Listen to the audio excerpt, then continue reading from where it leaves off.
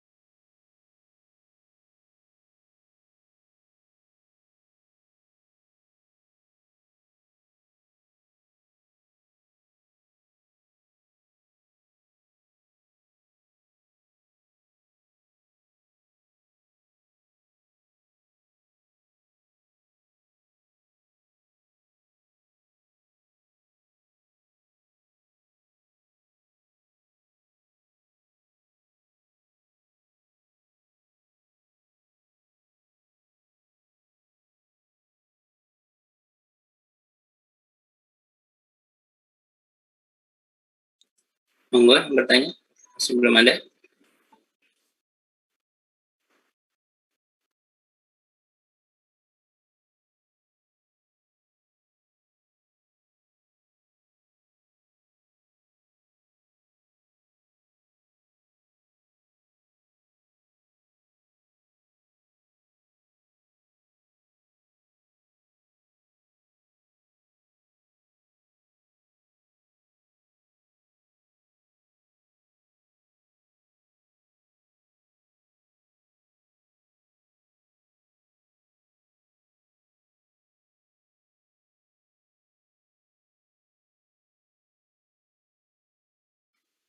Izin bertanya.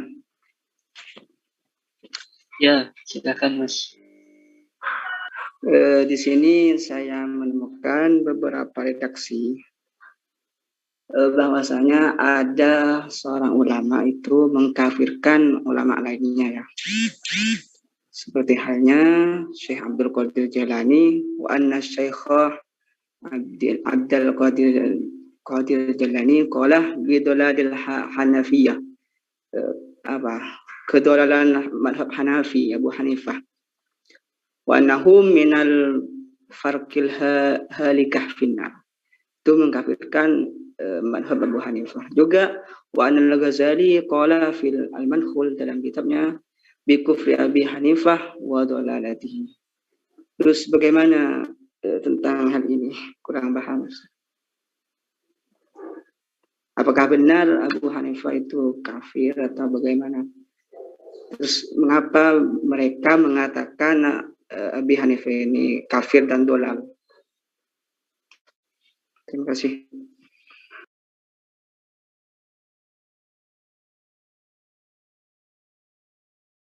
Bisa dipahami, Mas?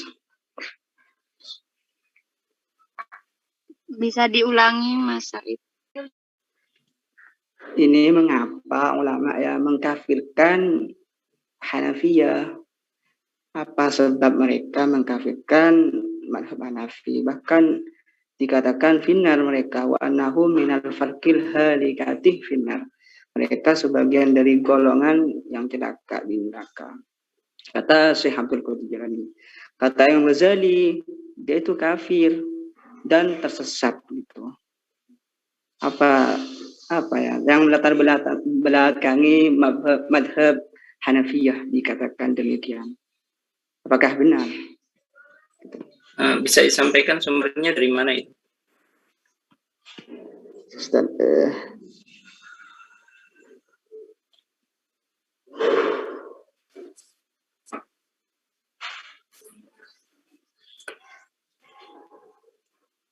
sumbernya di website Ustaz. Websitenya apa? Ustaz. Dasar.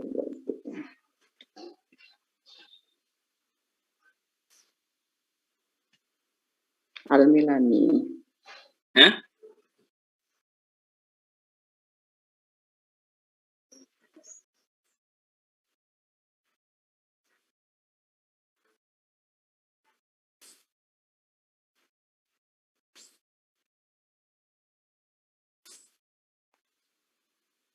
Ada di chat Ustaz. Ya.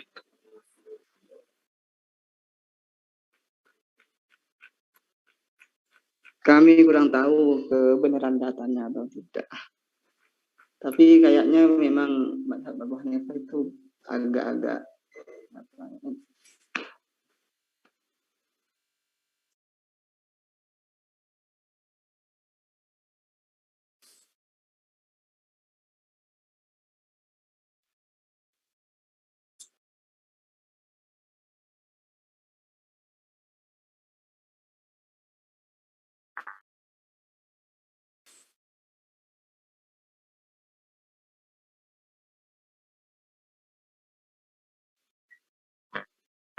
Dari pemateri apakah ditampung terlebih dahulu atau nunggu pertanyaan? Apakah akan dijawab?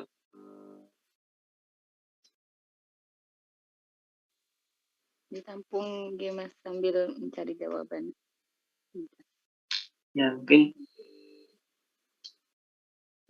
sembari menunggu jawaban dari pemateri dari teman-teman, mungkin ada yang ingin ditanyakan terkait materi pada perguruan pagi hari ini, bisa saya persilahkan langsung.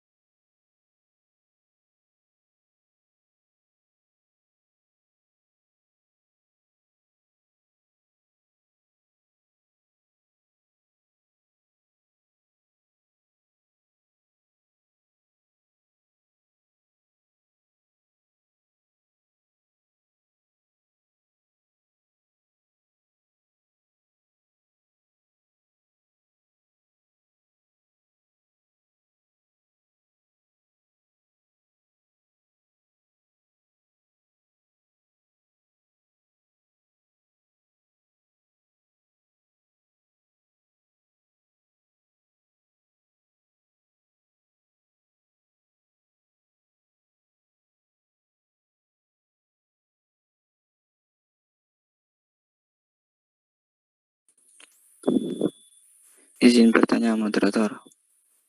Ya, bisa langsung saja. Eh,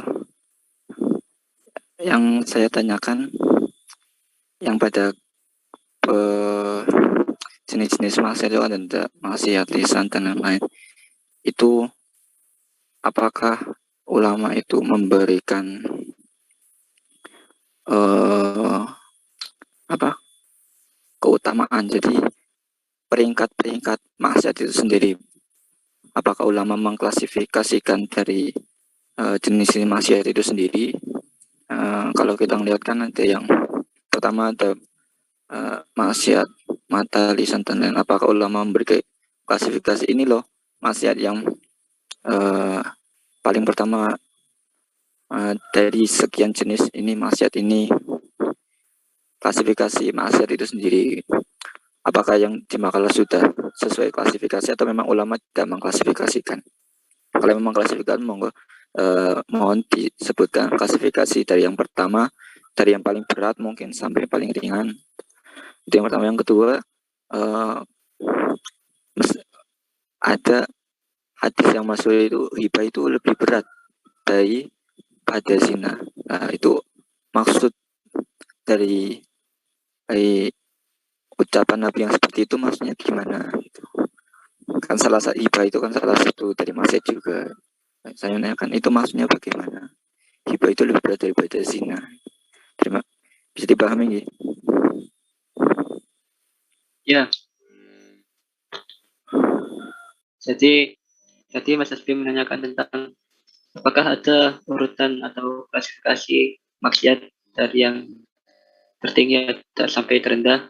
Kemudian pertanyaan yang kedua menanyakan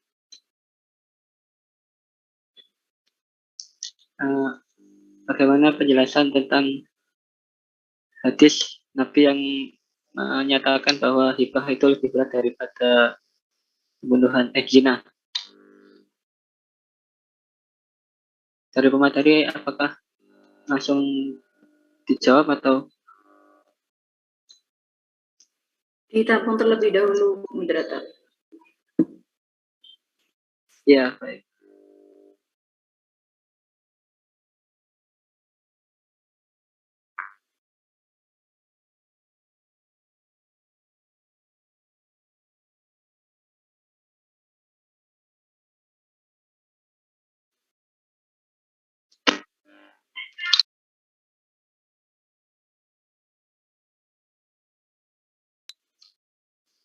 Mungkin bila teman-teman ada yang ingin menanggapi dari pertanyaannya Mas Hasbi dan dari pertanyaan Mas Said, bisa menanggapinya langsung.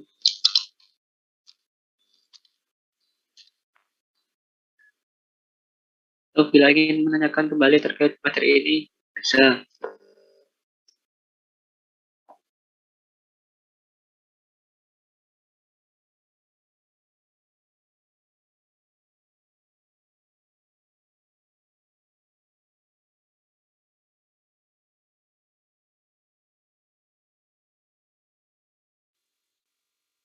Izin menjawab dari pertanyaan Mas Hasbi yang pertama mengenai tingkatan apakah ada pengklasifikasian khusus, punya tingkatan-tingkatannya begitu ya menurut para ulama.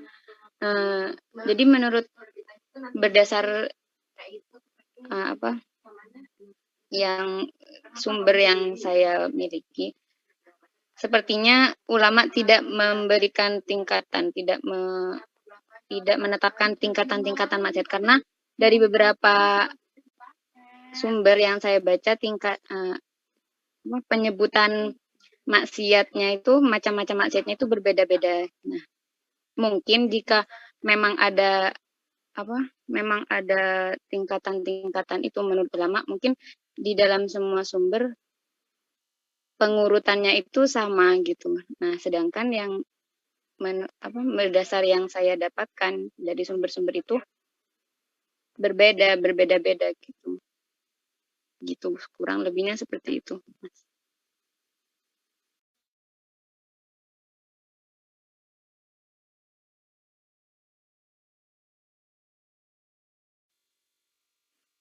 Bisa dipahami ya Mas Hasbi? Nggih, saged.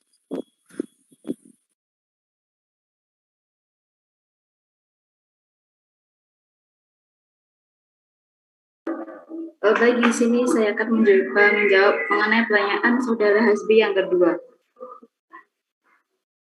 Di sini Rasulullah itu pernah bersabda bahwasanya riba itu memiliki 73 pintu dan 73 tingkatan yang paling rendah. Dan yang paling ringan setara dengan seseorang yang berzina dengan ibunya. Dan itu sudah dikatakan dengan tingkatan maksud yang paling berat sekali. Dan Ustadz Khalid Basalamah ini juga menerangkan bahwasanya dosa dari zina ini memiliki beberapa tingkatan juga, dan tingkatan tertinggi dari zina itu adalah berzina dengan mahramnya. Misalkan seperti seorang ibu yang berzina dengan anaknya, atau anaknya berzina dengan ayahnya atau sesama saudara kandung. Dan dari hal itu beliau juga menjelaskan bahwasanya titik terendah dari dosa riba adalah setara dengan level tertinggi dari dosa zina. Demikian jawaban dari saya kurang lebihnya.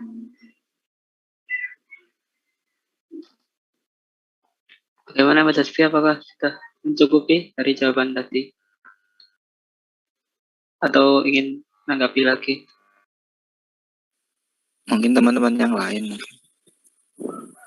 Ya, Saya sudah cukup. saya. Ya, cukup saja. Oh ya.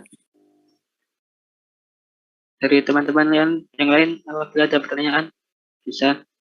Mengingat hari ini merupakan materi yang terakhir pada semester kali ini.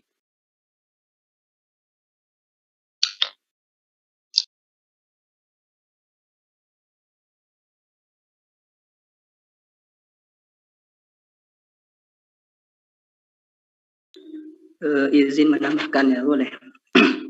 Ya, bisa. Di sini terkait dengan masodir, awal mula munculnya maksiat ya. Sebagaimana yang kami temukan dalam beberapa referensi, wa min masadiril ma'asi kadzalika al-jawarih al-hawas. Jadi awal mula munculnya maksiat itu dari anggota badan. Seperti an-nazruh kan-nazri ala ma yahrum. Seperti hanya melihat atas apa yang diharamkan. Kemudian berbicara dengan bahasa bifil kalamil haram, dengan perkataan haram. Kemudian di sini memang masadir ma'asi ini bermacam-macam. Ada yang dosa besar. Fa'ama kabairuha, ialah dosa yang paling besar. Pertama ya syirik billah. Kemudian wa tarkus shalah, meninggalkan salat, wa syurbul khamri, minum khamr. Kemudian tingkatan yang di bawahnya lagi wa aqul walidaini. Itu. Kemudian wa aklu amwal yatama dulman, memakan harta-harta anak yatim. Kemudian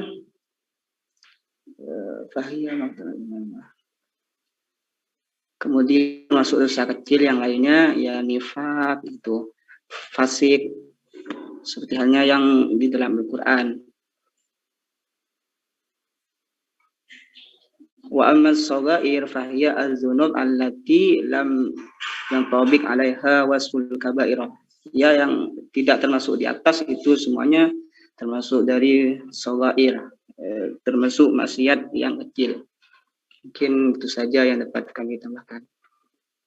Terima kasih.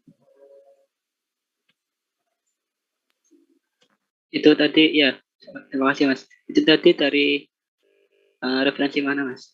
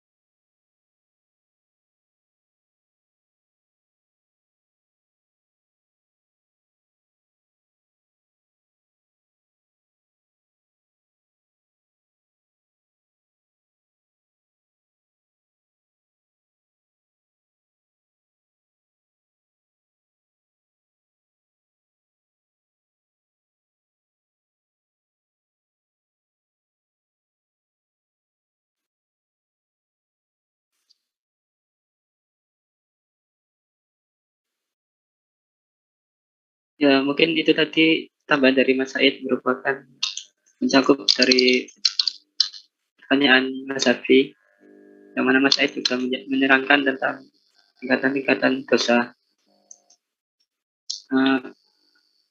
Kemudian saya ulangi lagi pertanyaan dari Mas Said. Mas Said menanyakan tentang apa alasan ulama Imam Syekh Abdul Qadir Jailani mengkafirkan Imam Hanafi. Ya, begitu Mas Said ya.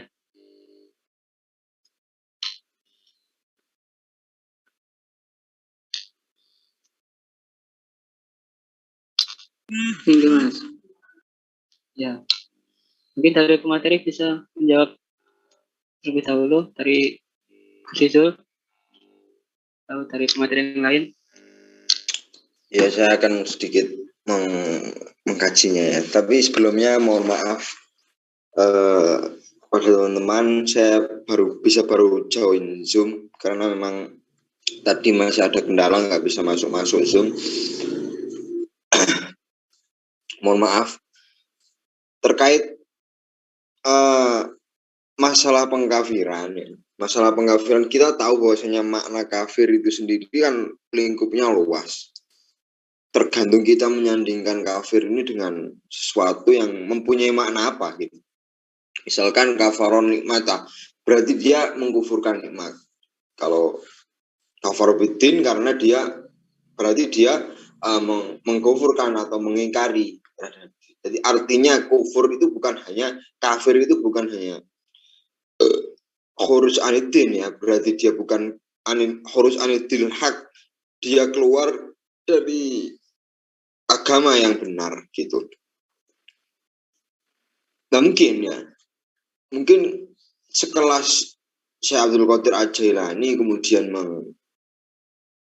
mengkafirkan seseorang, itu adalah ada di balik itu gitu. Artinya beliau menggunakan istilah kafir itu bukan untuk mengkafirkan secara dohiri, karena dohirnya dia Islam gitu. Mungkin ada suatu hal yang lain ya, yang itu sifatnya personalitas beliau dengan dia ya.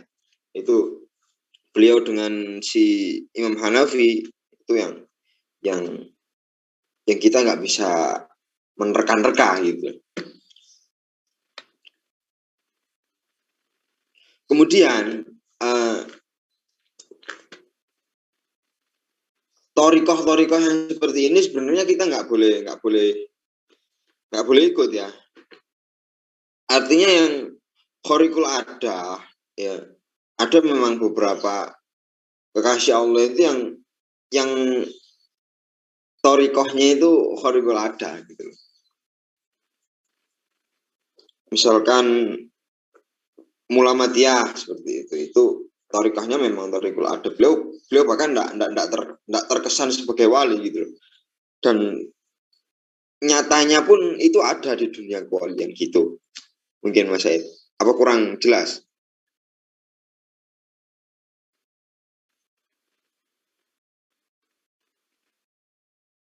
Halo, Mas Said? Enggak Mas. Gimana? Itu kan di dalam Al-Quran juga ada ya. Ada orang yang berkehendak wa yuriduna an yufarriqu bainallahi wa rasulihi nu'minu ba'di wa nakfuru bi ba'd. Mereka beriman kepada yang sebagian dan mengkafirkan sebagian. Mungkin termasuk kafir yang apa itu? Yang keluar Islam atau bukan sih? Nah, seperti itu biasanya terdapat hubungannya dengan kaum Yahudi atau Bani Israel gitu.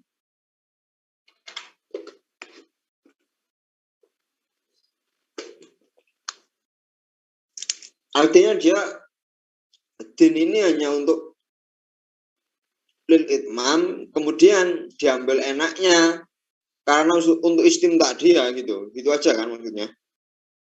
Nah itu kan termasuk kufur gitu loh. Karena anjuran kita untuk beragama Islam sudah kafah.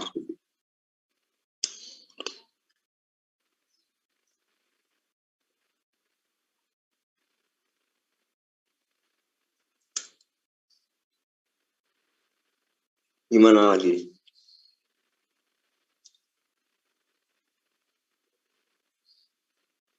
Terus ada juga yang mengatakan ya bahwasanya Islam Nusantara itu kan kafir, saudara. Iya, ya, nggak apa-apa, terus. Tidak kafah katanya. Mungkin berpatokan pada yang itu. Tidak kafah ya. Ya. Oh. Ya sebenarnya Islam kafah ini harus dipahami secara komprehensif juga gitu. Bukan Islam kafah itu bukan Islam yang kita adopsi dari Arab begitu. Saya mendengar penjelasan beberapa orang yang dulu itu kan sebenarnya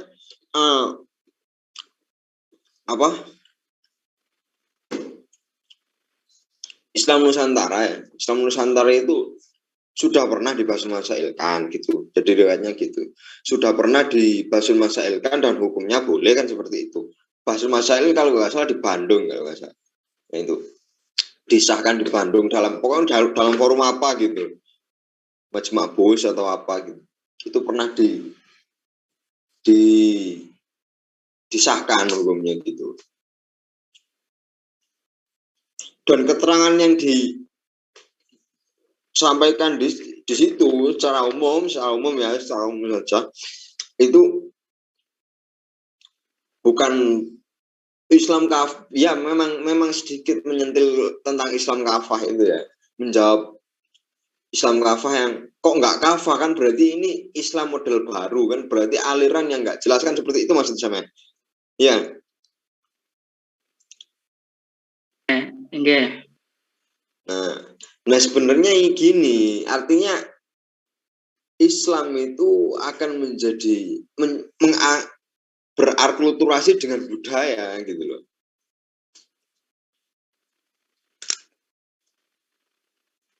Itu. Jadi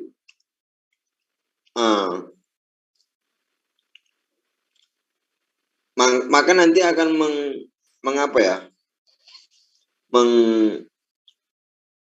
mengsaring lagi gitu loh. Hal-hal yang sunnah, kemudian yang sifatnya itu adat, itu nggak terlalu ditekankan di kita gitu.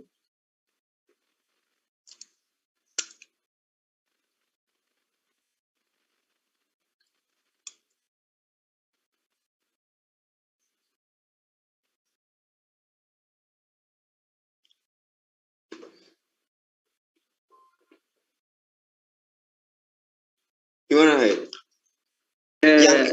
Yang menjadi poin semen mengafirkan bagaimana cara mengklasifikasikan bahwasanya orang ini kafirun haqqo dan tidak, apakah benar-benar kafir secara hak atau tidak? Ini kan belum jelas pengklasifikasinya. Apakah hanya kafir sebagian atau benar-benar kafir? Karena tidak kafah.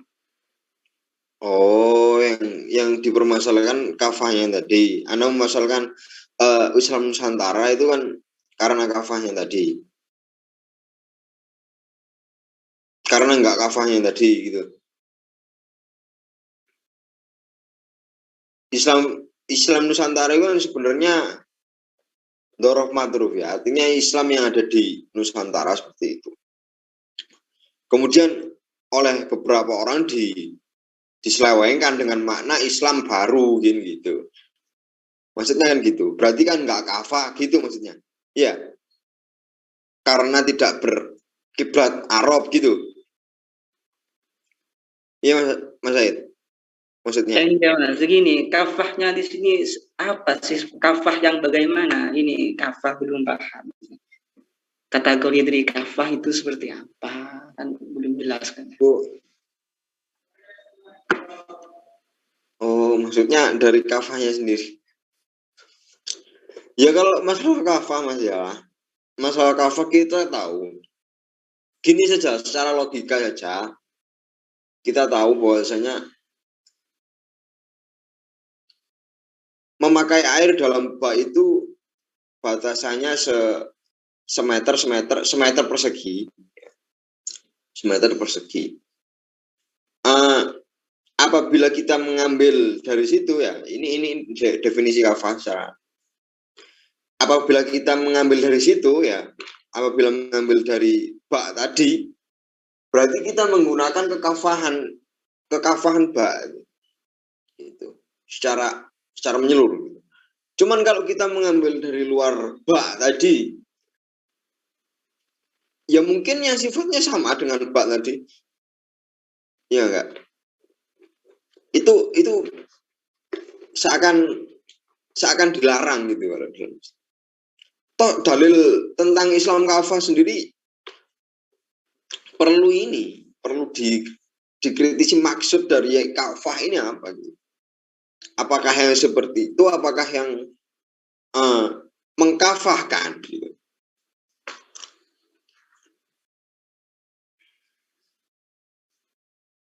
Artinya kan kalau mengkafahkan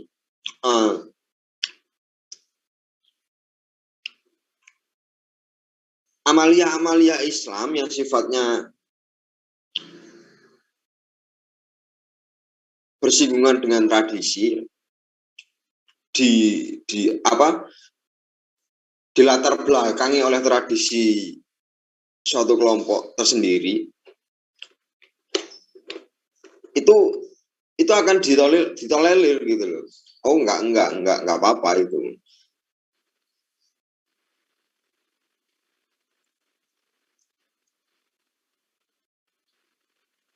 Kalau menurut jenengan gimana?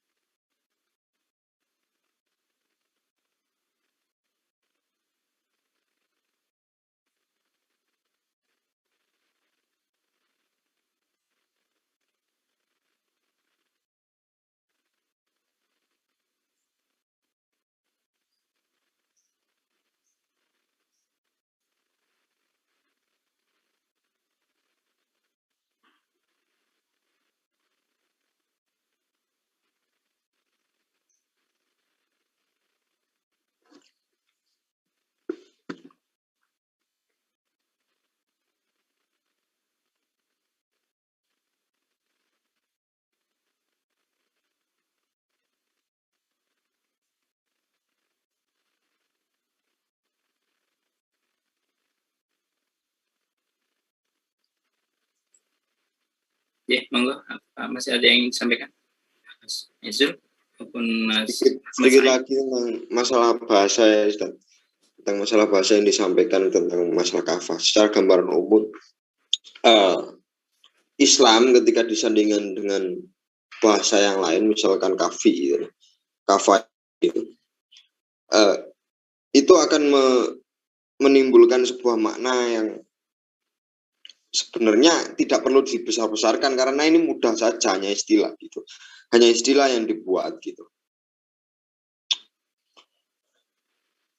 Kalau kafah ya, itu sebenarnya mempunyai makna ketika kita menggunakan makna kafah atau kafi gitu ya, Islam secara kafi secara menyeluruh gitu ya, dipakai semua Islamnya, itu maknanya rojulun kafiyun yustahna wa yuktafa bi an ghairi. Artinya dia itu tidak mempunyai kebutuhan untuk menggunakan hal yang lain yang bukan dari luar lingkup Islam gitu aja. Seperti saya contohkan tadi gitu. Terus kafi ar-rajul gitu, itu mempunyai makna man yakumu maqamahu. Dia berada pada tempatnya gitu.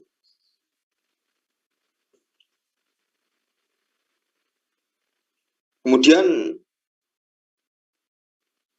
kafah tadi bisa ditarik menjadi lafaz yang berupa masdarnya ya, masdar kifayah ya, kifayah. Itu biasa kita maknai dengan kewajiban kita terhadap sesuatu yang lain, misalkan wajib kifayah dan lain-lain. Itu juga termasuk kafah.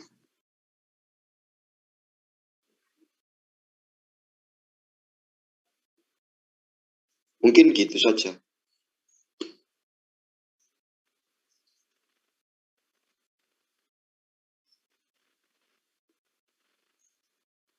Kalau kemudian nggak kafah dikatakan tauhid, itu kayak nggak cocok gitu ya.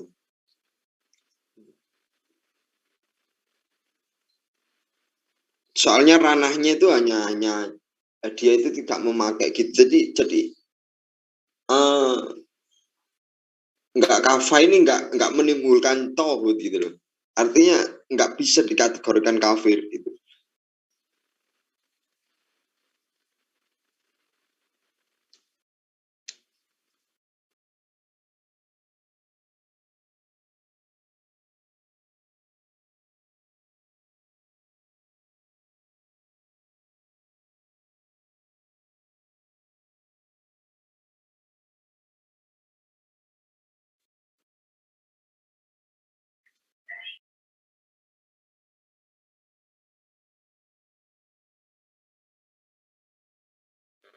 Secara teks nih Mas, kalau kita tidak kafah kan berarti kan tidak mengimani tidak mengikuti syariat yang ini, bahkan membuat syariat baru kan. Secara lafaz sih itu kan bisa dikatakan kafir juga. Tapi kan gimana ya, apakah benar sih keislaman kita ini? Kan perlu dipertanyakan juga. Takutnya kita nu'minu bi ba'din wa nakfuru bi ba'din. Ulaika humul kafirun haqqan. Na'udzubillah. Makanya saya tanya, bagaimana yang kafah, batasan kafah ini? Agar keimanan kita benar-benar mukminun haqqan gitu. Bagaimana keimanan seorang yang hak, yang benar gitu. Takutnya kita malah masuk pada kafir nantinya.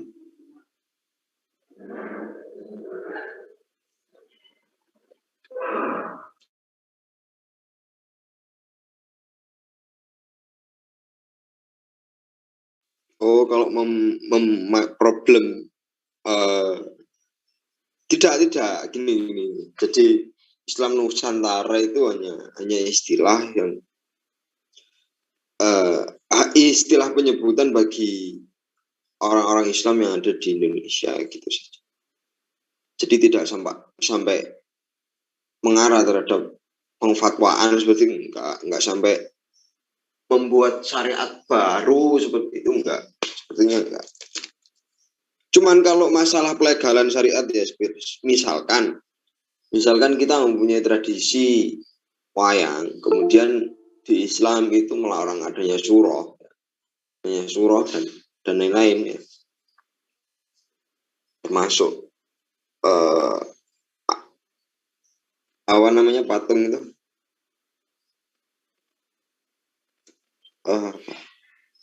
ya patung lah itu. Arca. Ya bikin patung lah intinya, bikin patung itu. Kalau asnam kan yang disembah ya. bukan yang bikin patung pokoknya gitu. Ya termasuk surah itu juga lah, gitu.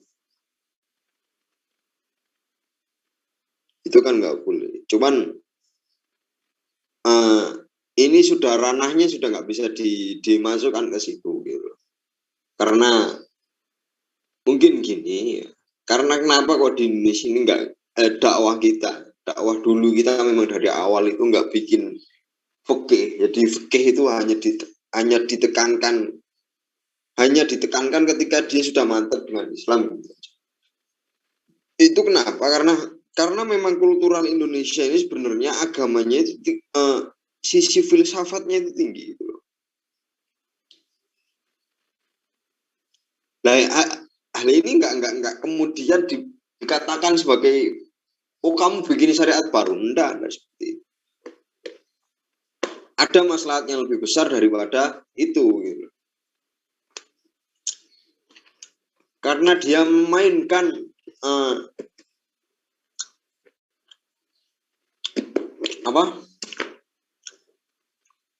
memainkan wayang tadi, banyak orang tertarik masuk Islam, dan wayang tadi dijadikan media dakwah.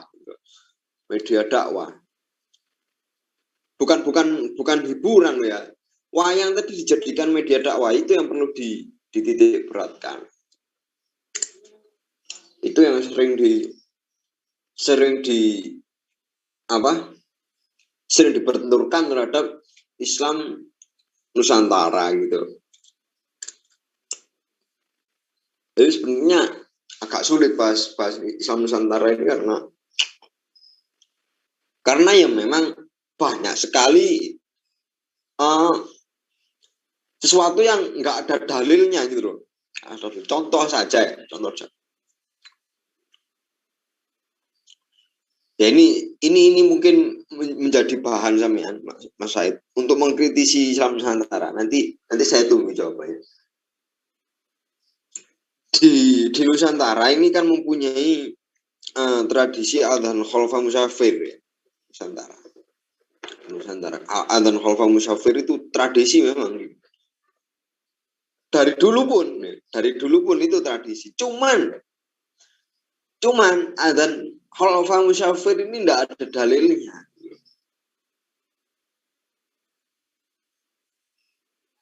Enggak ada dalilnya sama sekali, enggak ada gitu.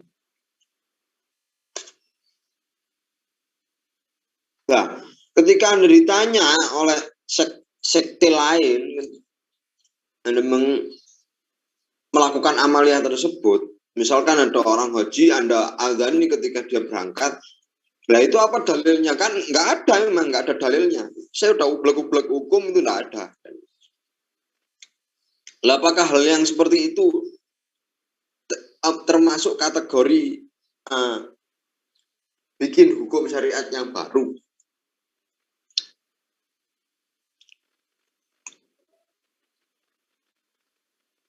Ternyata enggak gitu. Ternyata hal-hal yang seperti itu enggak krusial gitu. Enggak krusial itu dalam artian yaitu afdoliyat saja ya, termasuk afdolnya azan itu untuk itu gitu.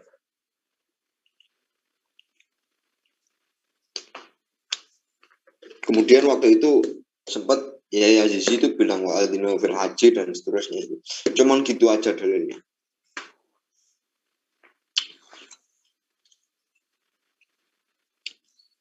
Sebenarnya sudah ada syariat-syariat yang dibikin yang terkesan baru ya, terkesan baru itu sudah diteliti oleh para kiai, cuman kita aja nggak tahu gitu. Dalilnya itu apa? Kita aja nggak tahu.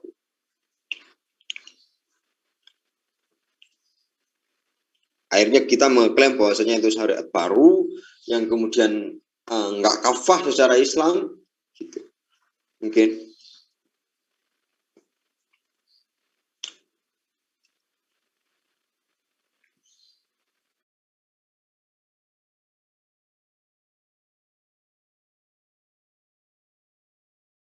Gimana Mas Said?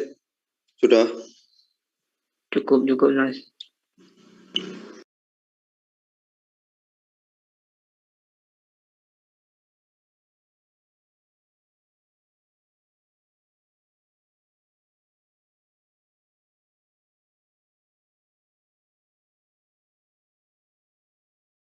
Kalau sudah saya kembalikan ke moderator.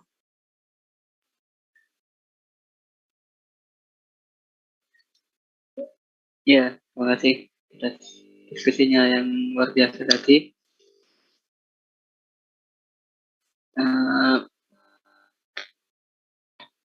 Waktu yang tersisa, mengingat waktu yang tersisa masih 20 menit, apakah dibuka sesi pertanyaan lagi atau bagaimana, Ustaz? Ya, mau kalau ada pertanyaan lain, silakan. Kalau enggak ya dicukupkan. Enggak, apakah masih ada pertanyaan yang lainnya?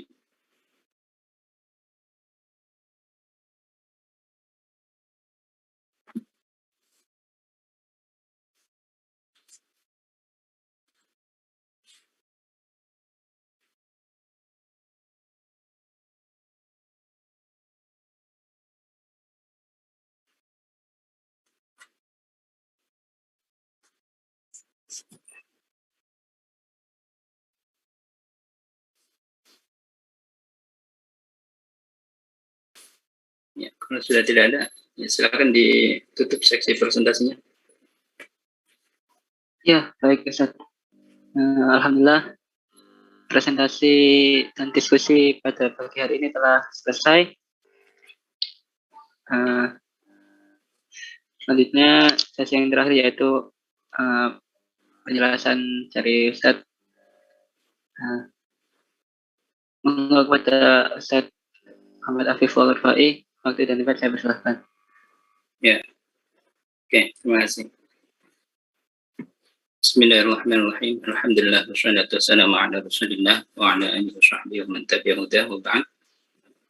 Sebelumnya saya ingin menyampaikan terima kasih kepada kelompok presentasi hari ini yang telah menyiapkan dan mempresentasikan makalahnya dengan baik. Dan terima kasih juga kepada semua yang hadir dan juga yang ikut berkontribusi dalam diskusi kali ini. Tema kita hari ini tema yang penting sekali, ya, karena fenomena takfir ini memang selalu ada, ya, dari dulu ya hingga sekarang, dan ini perlu kita waspadai, ya, karena fenomena ini dapat memecah belah, ya, persatuan umat muslimin terutama, ya, dan lebih jauh lagi ini bisa menyebabkan kerusakan, ya, yang luar biasa, yang luas.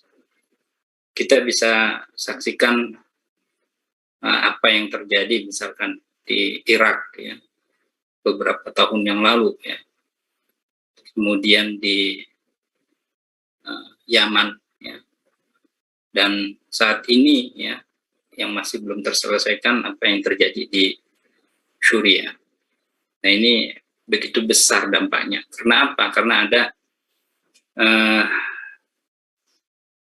kesalahpahaman menurut saya, ya, antara kaum muslimin dalam memahami Islam itu sendiri, ya. Nah, zahiratul takfir ini berawal dari pemahaman yang terlalu hulu, ya, terlalu ekstrim saya kira, ya, atau tatarruf, ya. Baik itu yang berkaitan pemahaman dengan Al-Quran maupun pemahaman tentang al-hadis, ya, dan juga akwal ulama yang berkaitan dengan kedua sumber tadi, ya. Nah, tadi sempat muncul satu fenomena, ya, yang disampaikan oleh Mas Muhammad Said, ya, terkait dengan pernyataan yang menyatakan bahwa siapa tadi, Imam Al-Ghazali, ya, maupun Imam Abdul Qadir Al-Jalani itu mengkufurkan, ya, Imam Abu Hanifah. Ya, saya agak kaget betul itu kan. Makanya saya minta untuk di-share rekaman berita itu dari mana sumbernya. Dan setelah saya cek ya, tidak ada semacam kop suratnya di situ yang menyatakan bahwa itu mewakili lembaga tertentu ya, atau nama orang yang menulisnya ya, atau menuliskan catatan-catatan itu dalam laman tersebut gitu. Hanya nampak gambar kecil saja ya, dia menggunakan udeng gitu kan, dan saya tahu bahwa dia adalah seorang Syi'i, adalah seorang Syiah ya. Terus saya coba untuk membaca pernyataan-pernyataan yang lainnya, ternyata dia banyak mengutip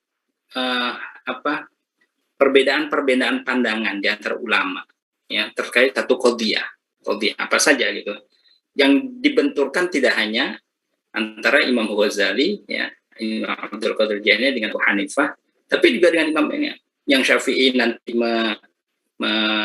mengkufurkan yang lain ya, ada yang mengkufurkan Maliki dan lain sebagainya.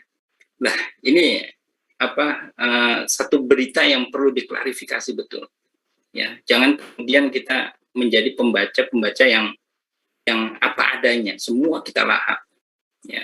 Jadi kalau sesuatu kita anggap ini kok tidak logik gitu kan, maka kita perlu untuk menduga bahwa hal itu ya bukanlah satu kebenaran, dan karenanya kita perlu mengklarifikasi.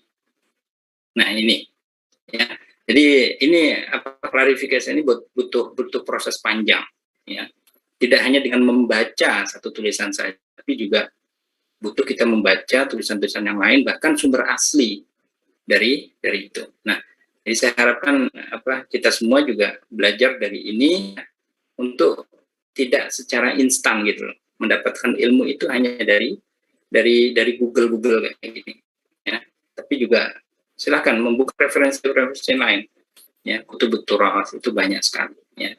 Nah, saya memahami di situ memang ada perbedaan pandangan ya, tapi perbedaan pandangan yang dianggap bertolak belakang itu kemudian dihukumi sebagai pentakfiran. Nah, ini yang salah gitu ya, ini yang salah ya. Jadi saya hampir tidak pernah mendengar ya para imam mazhab yang 4 itu kemudian memberikan pernyataan takfirkan seseorang, itu nggak pernah gitu lah.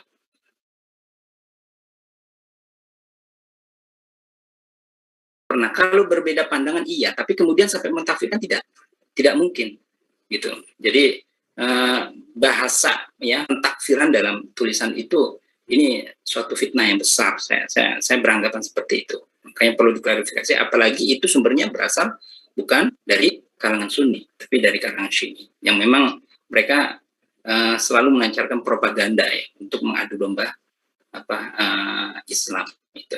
Jadi kita perlu hati-hati ya, tidak mudah.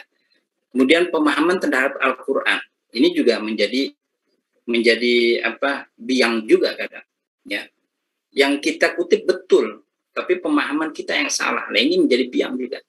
Berawal dari pemahaman yang salah tersebut. Maka memahami Al-Qur'an jangan sekedar memahami terjemah.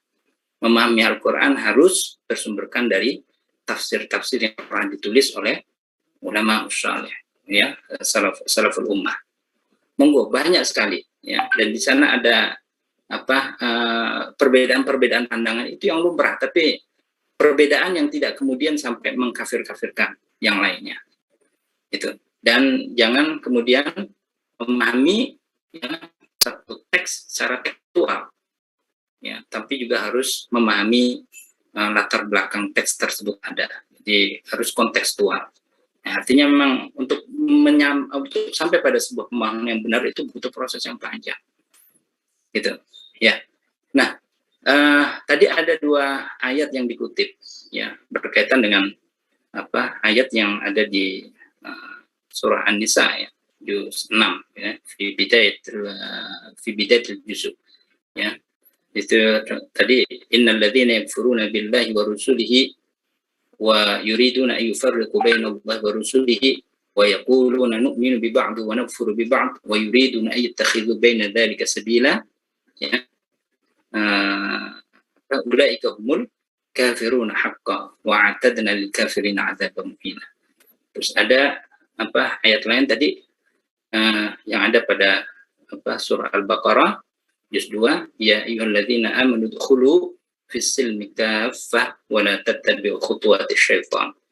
Nah, ini kalau dirunut ya, konteksnya memang tidak berbicara tentang klaim muslim dengan muslim, tapi ini berbicara tentang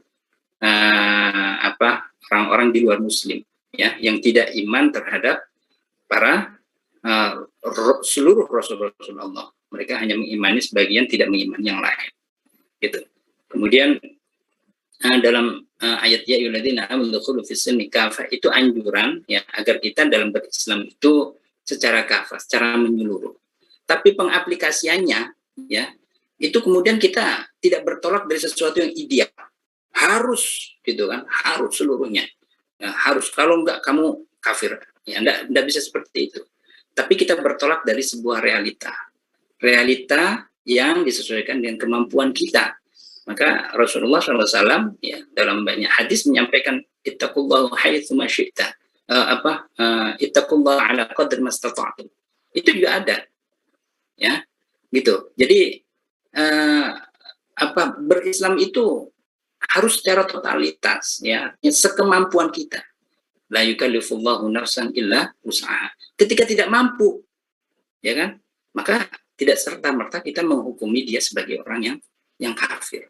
Wal'iyadzubillah. Ini. Apalagi ya, ancaman Rasulullah jelas dalam sebuah hadis. Menyatakan, man kafar musliman fahuwa kafir. Barang siapa mengkafirkan saudaranya yang muslim. Kita tidak berbicara tentang orang non-muslim. Berbicara tentang saudara kita sendiri yang muslim. Dia sudah bersyahadat. Dia beriman dengan arkanul iman yang 6. Ya, meski dia belum melaksanakan ya arkanul Islam secara kafah, itu tidak boleh kemudian kita mengkufurkan mereka. Itu ada hadis lain, man qala la ilaha illallah dakhalal jannah. Ya, jadi di sini kata kuncinya adalah syahadatu alla ilaha illallah. Selama orang itu bersyahadat, meski dia memiliki banyak kekurangan, ya, dia orang fasik misalkan, bahkan orang yang munafik sekalipun, tapi terlontar dari bibirnya kalimat la ilaha illallah Muhammadur Rasulullah, maka harum madamu, haram darahnya, ya, wa'irduhu, ya, dan kehormatannya untuk diinjak-injak. Tidak boleh, gitu, ya, kecuali ya ketika orang-orang seperti ini ya secara syarih menghilangkan dirinya, dia ingkar terhadap Al-Quran. Dia tidak sholat karena dia tidak mengakui itu sebagai satu kewajiban. Nah, ini udah. Tapi kalau dia tidak melakukan itu, hanya kefasikan dia karena kemaksiatan dia, ya enggak masalah. Bukan enggak masalah, artinya secara hukumnya tidak boleh kemudian dihukumi sebagai kafir. Nah, ini ada cerita ya, di zaman Rasulullah itu diketahui ada seseorang itu munafik gitu kan. Munafik karena dia telah membocorkan strategi atau rencana peperangan Rasulullah kepada kaum kufar Quraisy. Nah, itu diketahui oleh Sayyidina Umar ibn al-Khattab. Lalu kemudian ya karena Umar itu kan agak temperamen gitu ya. Jadi begitu mendengar itu langsung dihunus pedangnya dan akan disabetkan ke leher Rasulullah. Apa kemudian jawab Rasulullah? Ya, tidak boleh kemudian untuk dibunuh. Ya, dilarang oleh Rasulullah SAW. Dan itu bukan hanya satu cerita itu saja. Ketika Rasulullah SAW ditolak dakwahnya di Makkah Al-Mukarramah, kemudian beliau berdakwah di Taif. Apa yang terjadi di sana? Dakwah Rasulullah itu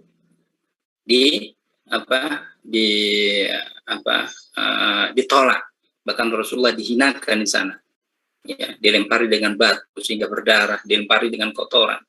Ya, sampai Jibril pun kemudian marah. dan meminta izin kepada Rasulullah, kalau sekiranya diizinkan akan aku tumpahkan ya gunung kepada mereka. Apa jawaban Rasulullah? Jangan wahai Jibril, ya. Dan beliau justru mendoakan ya mendoakan Allah semoga mereka menyadarkannya ya, karena sesungguhnya mereka itu tidak tahu. Jadi dalam menyikapi seperti ini ya, kita tidak boleh kemudian berlaku anarkis. Lagi-lagi tidak boleh kita berlaku anarkis. Ya, yang kita lakukan adalah bil hikmah.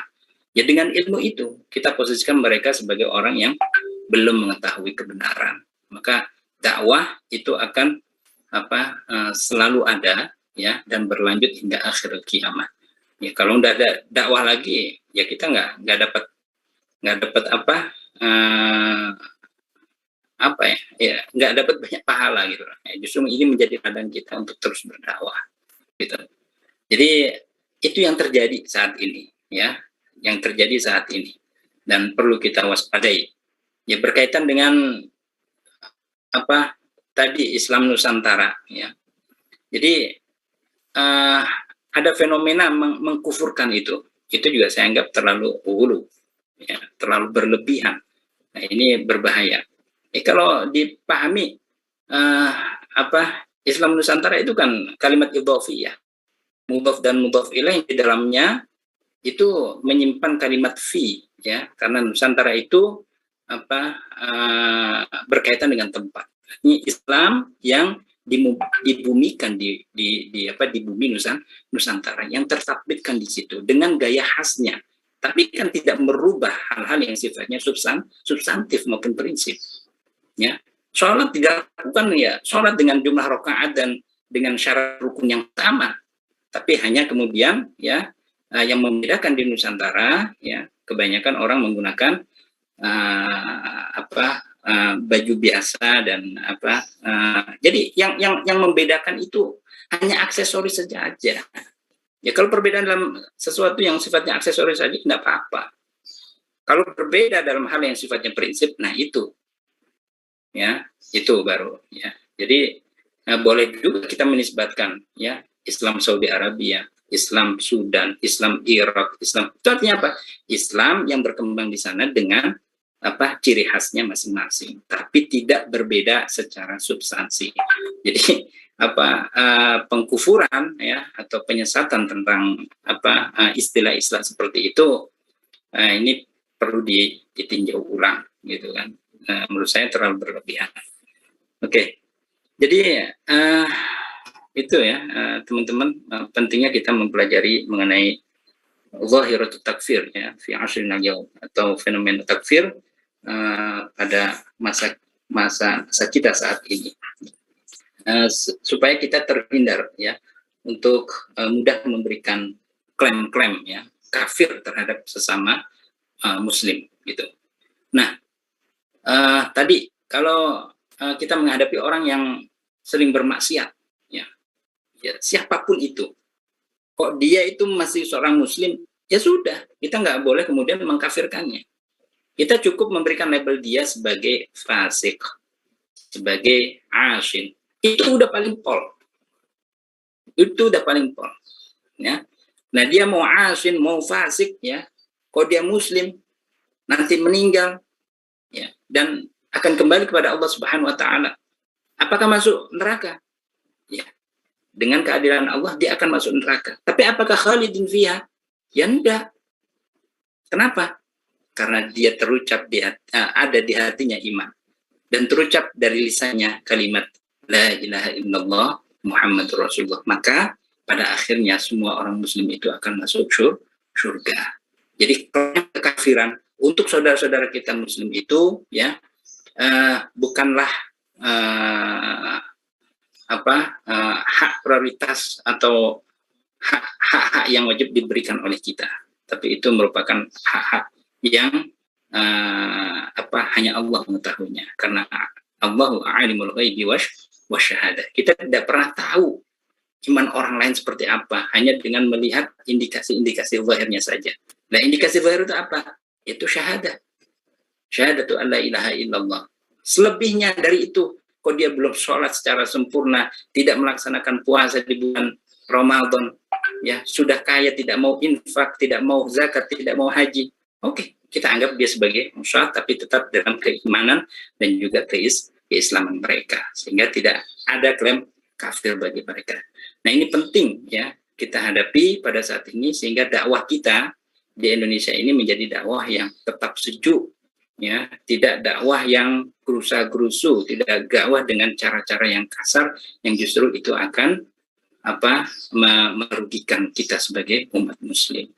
Ya, oke. Saya kira itu yang bisa saya sampaikan. Monggo, kalau memang masih ada yang ingin ditanyakan, dipersilakan. Afwan Ustaz, terkait pelaku dosa kan Ustaz? Ya. Kurang paham sih ayatnya sih, penyebutannya di Al-Baqarah itu kan bala man kasaba sayyi'atan wa hatat bihi khati'atuhu fa ulaika ashabun nar. Ini bagaimana? Ya, bala man kasaba sayyi'atan wa hatat bihi khati'atuhu fa ulaika ashabun nar. Ya, ya, dia ashabun nar, tapi apakah khalidina fiha kalau dia muslim? Ya, itu sebagai konsekuensi kalau orang melakukan bil kabair, ya, itu akan masuk neraka. Dan itu kita imani semuanya. Tapi apakah kemudian khalidina finnar sebagaimana orang-orang kafir? Derajat mereka tidak bisa disamakan dengan derajat orang-orang kafir. Gitu, ya. Sebabkan karena amalnya yang salah itu. Tapi selama mereka itu masih memiliki iman, ya, dan Islam bi ikrar lisani bi syahadati an la ilaha illallah Muhammadur Rasulullah, mereka tetap antara orang yang kafir khalidina finnar. Ngerti, Mas Said? Oke Ustaz, terima kasih. Ya, oke. Jadi itu teman-teman pikir bijak ya dalam menyikapi fenomena di tanah air kita khususnya ini, ya, tetap ya berantun dan pendekatan dakwah, jangan sedikit-sedikit gunakan ya yang itu bisa berbahaya, ya. Nahnu du'atun wa laisa qudatun, ya. Kita ini semua adalah pendakwah, ya. Ya, seperti contohkan Rasulullah tadi, ya. Lihat yang didakwahi mereka seperti apa, gitu kan. Ya, satu waktu membutuh kita harus berperang, ya. Tapi itu bukanlah satu-satunya solusi. Itu adalah akhir daripada solusi, ya. Nah, itu. Ya, monggo, masih ada yang lain? Sudah cukup?